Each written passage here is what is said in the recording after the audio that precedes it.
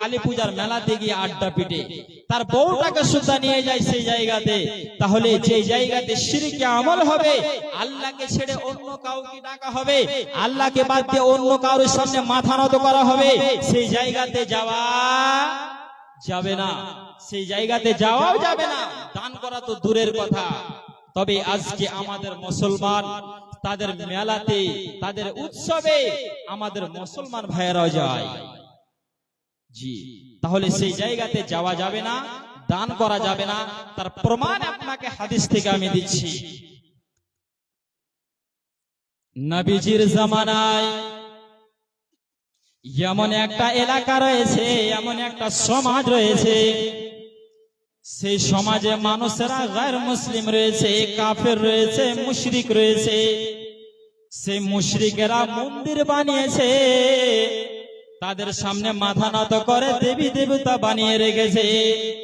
এবার একটা রাস্তা রয়েছে, সে মন্দিরের পাশ দিয়ে একটা রাস্তা রয়েছে, আর যতগুলো মানুষ সেই রাস্তা দিয়ে যাচ্ছে তাদেরকে ধরে নিচ্ছে, গাড়ি দাঁড় করিয়ে দিচ্ছে আর চাঁদা তুলে বেড়াচ্ছে।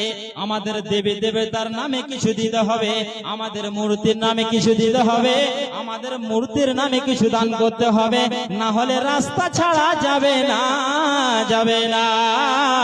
সে কাফের মুশরিক গুলো এরকম করে রাস্তা ঘিরে দাঁড়িয়ে আছে। এবার দুইজন ব্যক্তি সেই রাস্তা দিয়ে চলে যাচ্ছে বন্ধুরে।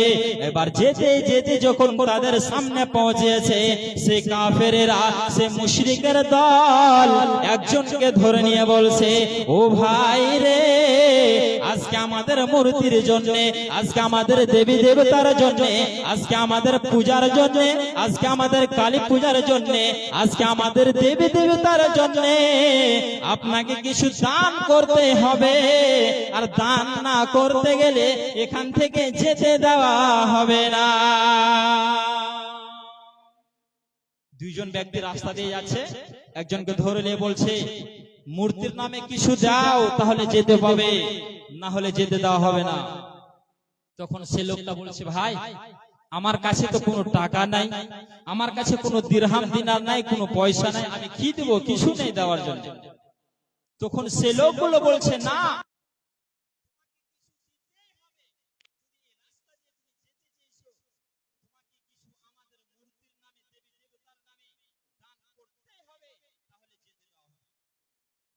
বলছে আমার কাছে কিছু নাই ভাই, কি দিব, আমার কাছে কিছুই নেই।